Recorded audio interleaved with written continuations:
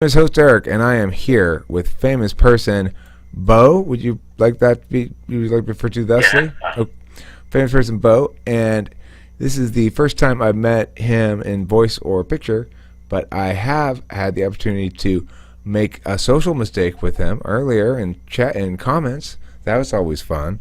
So, um, he had some very interesting things to say in the comment that I eventually got around to actually reading. Um, I want to know. I want to know about your when somebody says, "I'd like to show you my epistemology." I mean, that's a sentence. That's a sentence that intrigues me unavoidably.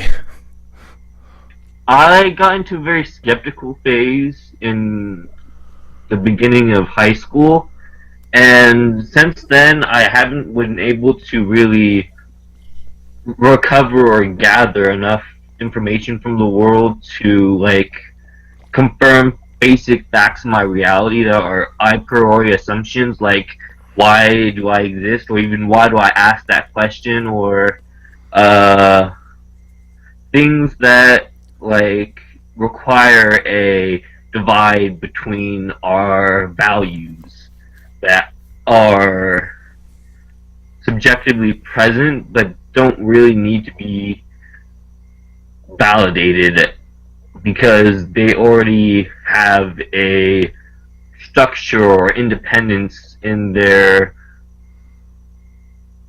formation in itself. So that's when you get the idea of the universal. The universal is something that is recognized within an entire system. So anything is like the sets of all sets. Like it's a metaphor for there's only one true reality, or just that Okay. we can simplify. It's a very simplistic version of Okay. uh, Let me stop you and ask some questions. Okay. yeah. Uh, First of all, do you feel as though let's limit the conversation to morality, ethics, okay? So, Okay. we're talking about normative statements, namely statements that say what one ought to do or how things ought to be. Yeah. And in regarding to that, are you are you a moral relativist, which is to say that the moral truth is relative to the culture, or are you a moral relativist or moral skeptic that says there is no morality, or a moral absolutist of some sort? I'm definitely a moral skeptic, but I see the teleology of morality as very important to the development of society. What do you mean by teleology? Like its function, what it's used for. So like what's designed just for its fact of the matter why we constructed morality to begin with, which I believe is a reaction to pain and traumas we experienced in the past.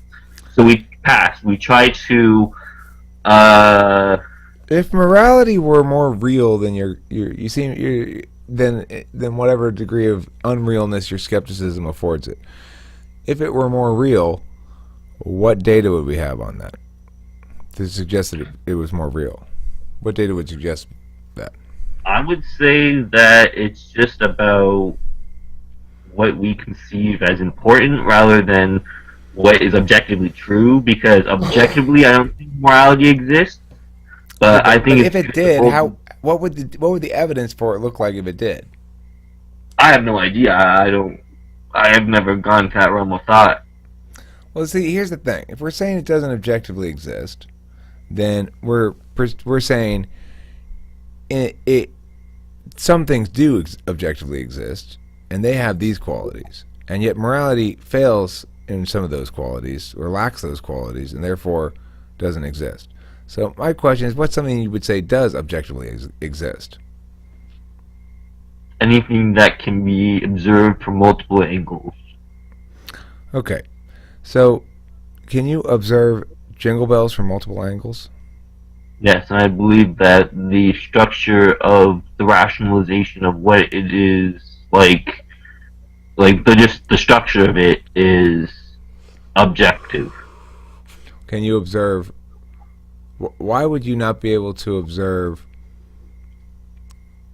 a ethical imperative but you would be able to observe Jingle Bells, given that the ethical imperative has a defined form as well. Because while it may have a form, it doesn't have a medium. So it doesn't have an expression for its. Sure, it does. Language. Yes, but it uses us to do that. It doesn't have its own form.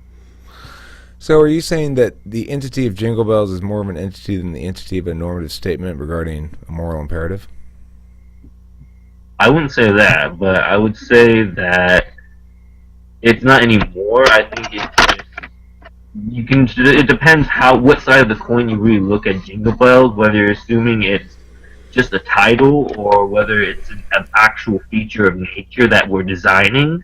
Okay, well, listen. Let me introduce a couple of terms here that may make this a little bit of an easier conversation to have, which is, I would refer to something like Jingle Bells or a moral imperative as a time object, just as objectively true as a space object, but objectively true through a different metric, necessarily, because time objects and space objects are distinct from one another. Here's the definition.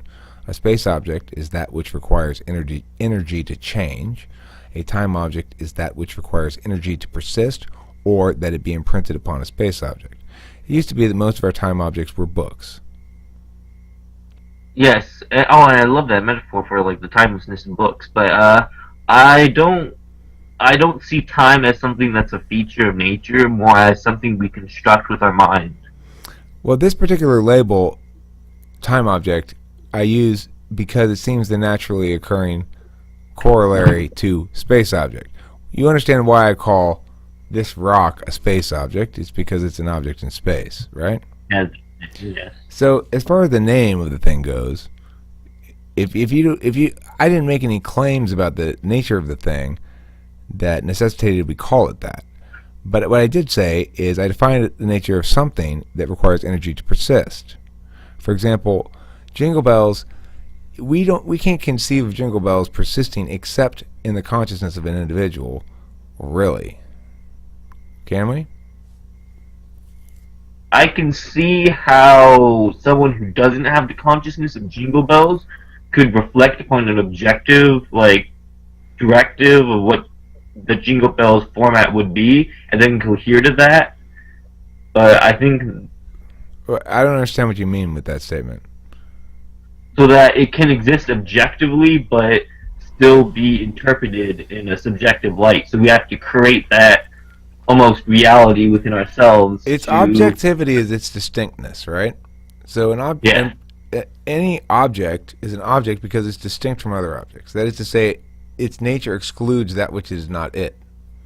Mm-hmm. So if we have a situation where something like a moral imperative does exactly the same thing that a song does, why would we afford a distinctness and an objective weight to a song that we don't afford to the moral imperative, especially given that the moral imperative has a lot more weight in terms of impact?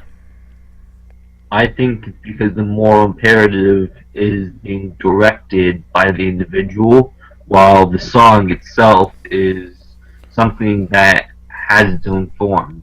But listen, there are normative systems or normative approaches that in fact are not, that exist and can be referenced and are independent from the individual advocating them. For example, I advocate a negative rights framework. That is a simple moral imperative, which is the... But I would argue that an object can't be moral. Like, if I killed someone with a cup, I couldn't say that... I'm not saying that, though.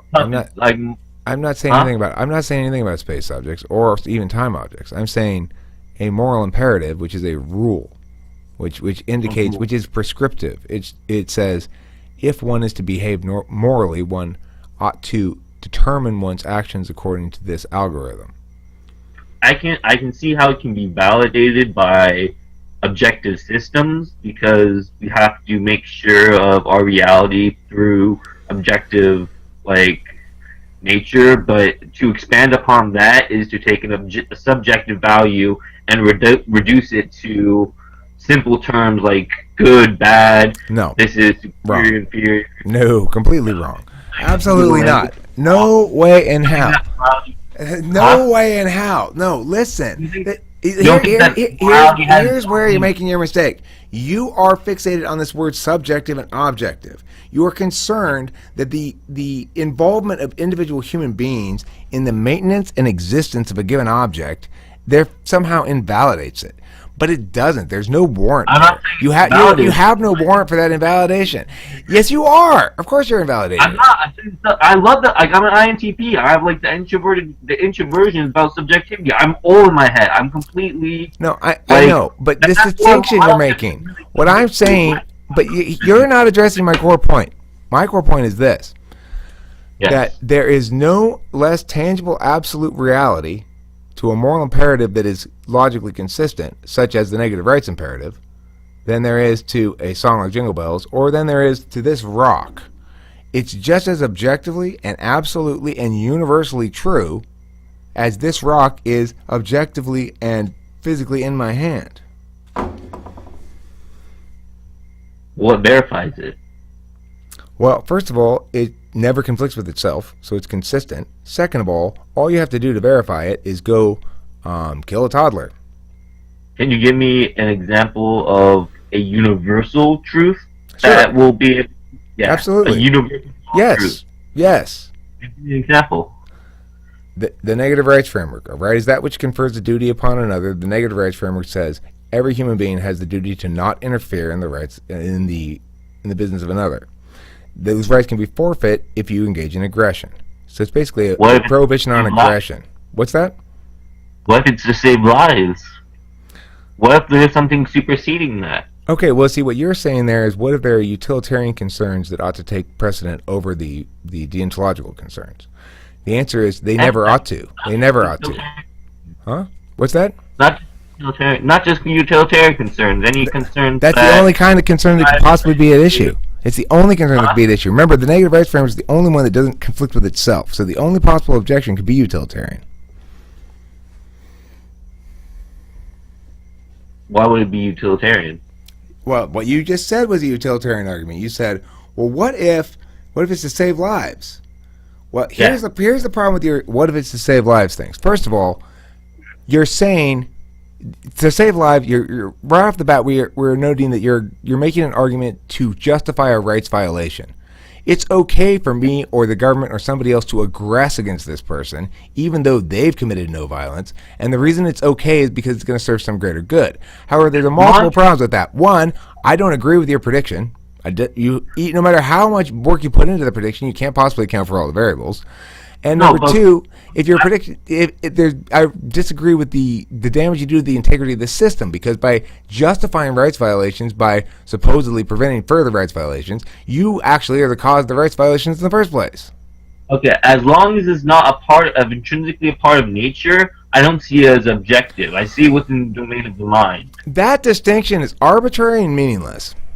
No, it's not. It's very important, because if it's not a part of nature, it's not self-creating.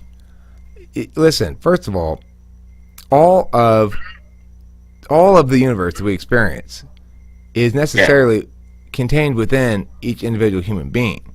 It can't possibly be what you're saying. Here's why. If you have to think about it, reality being manifest from an observation standpoint. So, by your understanding, this sentence makes the answer to this sentence is, well, of course. If I say, if a tree falls in the forest and no one's there to hear it, does it make a sound? From your perspective, from your understanding of objectivity, the answer must be, of course. Yes, I think so. But it's not. The answer is, those are contradictory premises. If nobody's there to see it, how do you know it fell down? I think that's more of a commentary on, like, teachership, like, and how what ship? Teachership, like, not teachership. What's the word? Like, just it's like a God, what's the certain word for it? I forgot. Anyway, no, it doesn't matter. But it's a phrase we use to pass down certain knowledge rather than knowledge. The knowledge you're supposed to take from it is what knowledge I'm telling you right now. Knowledge that communication can have subjective and objective variables to it. Like, If you a can't tree just- falls in the forest and no one's there to make a sound, does it? No one's there to hear it or see it. Does it make a sound? that is just to make an example of a distinction that we can make. No, it's not. It's an actual question I'm asking you. And the question, and you think it's a distinction you can make. You think it's a distinction you can make. That's the Yeah, problem. it makes it sound, but it's the distinction between whether you think it's a vibration, or whether you think it's something that's a Okay. a subjective thing. Hey, That's Bo, mine. Bo, listen. If I were to say this, if circles were squares and turtles were bananas, then if 5 children cross the street and it's 1 mile distance from here and they're traveling 4 miles per hour, are you going to answer the math question or not? Are you going to answer that math question? Because that's what you just did with the tree thing. I said at the beginning, when I said if a tree falls in the forest, in other words, if somehow we know through observation that a tree falls in the forest, and we don't know through observation that a tree falls in the forest, then does it blah blah blah. Who the fuck cares what comes after the does it, right? That's where your objectivity breaks down. You cannot objectively think that anything exists without it being observed. You can't even conceive of a non-observed thing, because to do so is to conceive of observing it. Quantum mechanics tells us you cannot know both where you are and where you're going at the same exact time. So what do we take from this? We also know that things collapse from quantum position according to observation. So what do we take from this? That your conception of reality is faulty. That we're each manifesting we're each rendering reality independently, probably, right? Otherwise, there's a single master. Otherwise, you just prove God. There's a single master observer.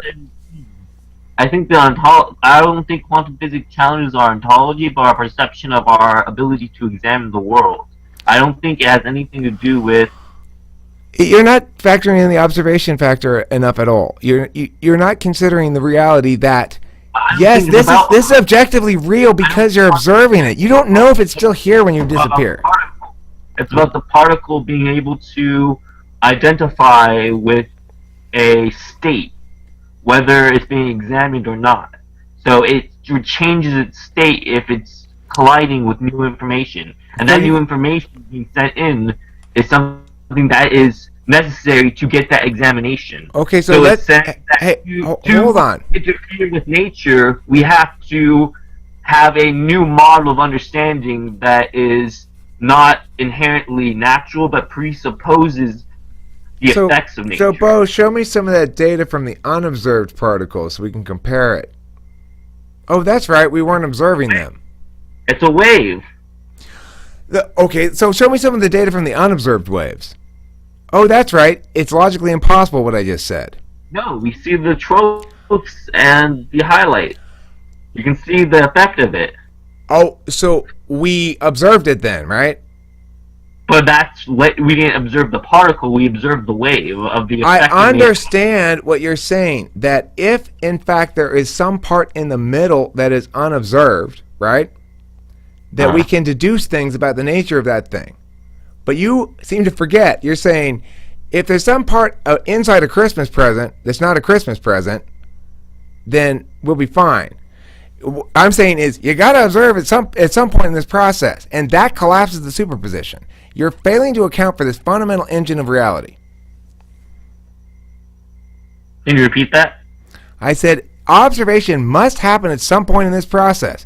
If observation happens at the beginning, observation happens at the end, there is necessarily going to be a collapsing inward of the quantum superposition. You cannot talk to me at all. You can't even conceive of actually unobserved shit. I don't think that's more of an argumentation for a meta framework rather than a observer fault. Like there's it's not a fault. It fundamentally undermines your whole position on objectivity. No, it doesn't. I don't think so at all. I think the objectivity still can be confirmed as a concept that we can use and compare with reality. But you fail to draw a distinction from that which is subjective if you fail to account for the observation aspect that I pointed out. No, I think it's still coherent. Then you're looking at two contradictory premises and going, I'm fine, I'm going to put you both in my mouth. And that makes no sense. No, but it's not about whether it's objective or subjective. It's about its effect in nature. It's about what we're observing.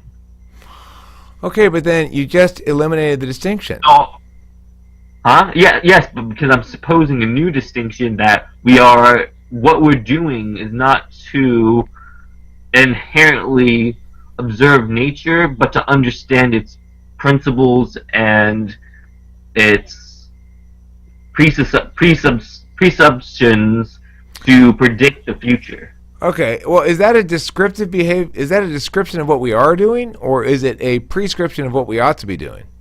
What we ought to be doing, because our epistemologies can be reductive or constructive or completely like examinative. Like you just go deeper and deeper.